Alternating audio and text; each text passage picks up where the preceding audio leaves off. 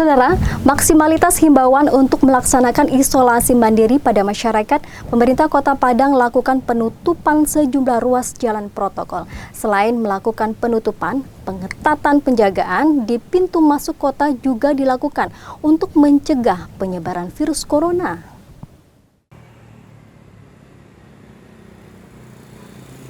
Mulai 31 Maret lalu, pemerintah Kota Padang menutup sejumlah akses jalan protokol guna menekan volume kendaraan dan memaksimalkan himbauan untuk melakukan isolasi mandiri pada masyarakat di tengah pandemik virus corona COVID-19.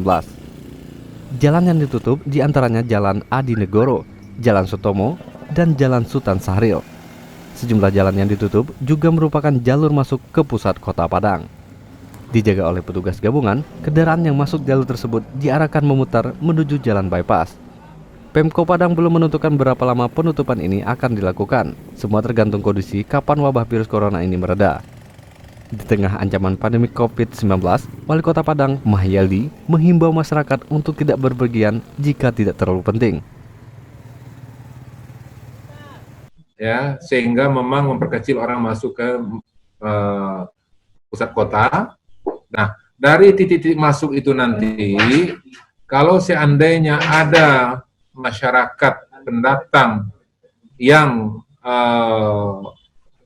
ODP atau PPT yang punya gejala, itu langsung kita akan karantina. Kita sudah siapkan beberapa lokasi untuk tempat karantinanya. Kalau seandainya ada yang PDP, maka kita suruh mereka kembali ke daerah asal. Selain menutup sejumlah akses jalan, Pemko Padang juga memberlakukan jam malam. Warga dilarang keluar malam mulai pukul 22 waktu Indonesia Barat hingga pukul 6 waktu Indonesia Barat, kecuali untuk hal-hal mendesak, seperti membeli kebutuhan pokok, berobat, atau hal penting lainnya, tentu saja dengan memakai masker. Rio Johannes, Kompas TV, Padang, Sumatera Barat. Wali Kota Padang Provinsi Sumatera Barat donasikan gaji selama 6 bulan ke depan untuk upaya penanganan COVID-19. Hal ini dilakukan untuk mendukung upaya percepatan penanganan pandemi COVID-19. Mendukung upaya percepatan penanganan pandemi COVID-19, Wali Kota Padang, Mahyaldi Ansairullah, donasikan gajinya selama 6 bulan ke depan. Selain itu, Wali Kota Padang juga menghimbau ASN di lingkungan Pemko Padang untuk sedikit mendonasikan gajinya. Nantinya, dana yang terkumpul dari donasi ini akan dibelanjakan untuk keperluan tenaga medis dalam menangani pasien COVID-19, seperti APD, masker, dan hand sanitizer. Selain mendonasikan gaji, dalam penanganan pandemik virus corona, Pemko Padang juga sudah melahirkan sejumlah kebijakan seperti pemberlakuan jam malam dan pengetatan pintu masuk kota, serta penutupan sejumlah ruas jalan. Kita sudah diikuti sampai kepada seluruh ASN di Kota Padang.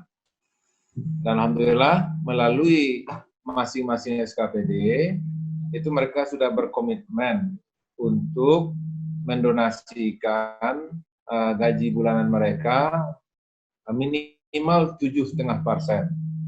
Dan mudah-mudahan ini nanti akan menjadi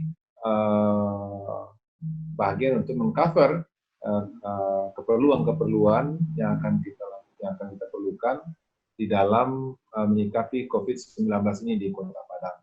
Alhamdulillah, dari informasi seluruh SKPD itu sudah seluruh SKPD yang mengkomunikasikan kepada ASN-nya. Alhamdulillah mereka sudah punya komitmen. Kisarannya antara 7,5 sampai sekian persen dari gaji mereka. Dari data Satgas Percepatan Penanganan Pandemi Corona Kota Padang, jumlah pasien di Sumatera Barat bertambah menjadi 13 orang, di mana 1 diantaranya meninggal dunia. Jumlah pelaku perjalanan dari daerah terjangkit atau PPT sebanyak 2.727 orang. Orang dalam pemantauan atau ODP sebanyak 96 orang.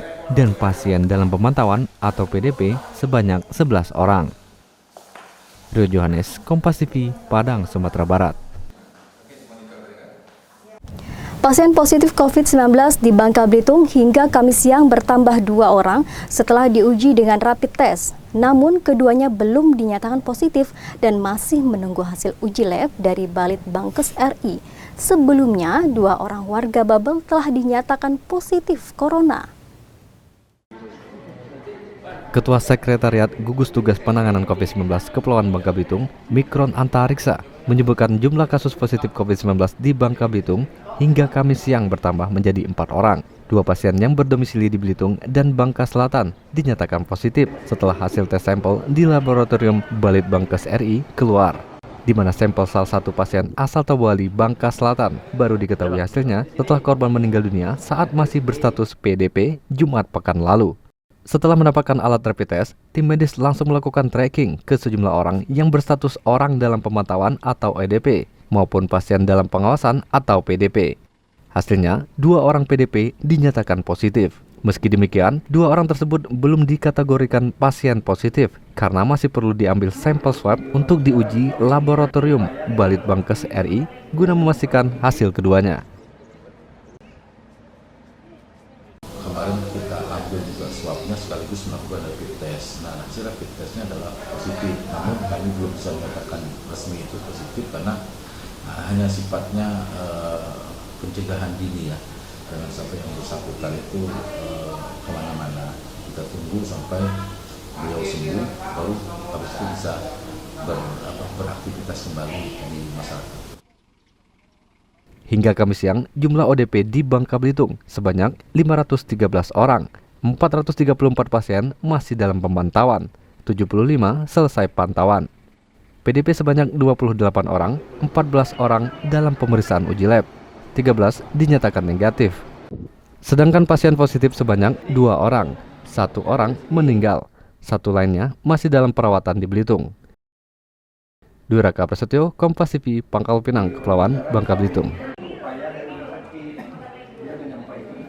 Saudara, demikian beragam Kompas News Bangka Belitung. Hari ini saya, Meta Janiarti, mewakili tim redaksi Kompas TV Bangka undur diri. Jangan lupa nantikan selalu Kompas News Bangka Belitung setiap pukul 6.30 pagi waktu Indonesia Barat. Kompas TV, independen, terpercaya. Sampai jumpa.